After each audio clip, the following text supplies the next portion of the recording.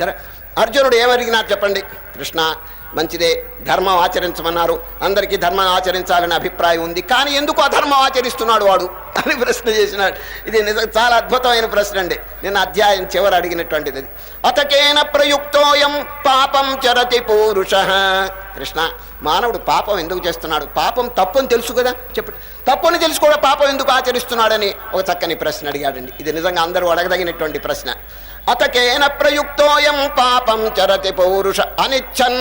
అనిచ్చన్, he has no idea to commit sin, but why is he committing sin? అదండి, పాపం చేయాలని లేదు వాడికి, మరి ఎందుకు పాపం చేస్తున్నాడు చూడండి.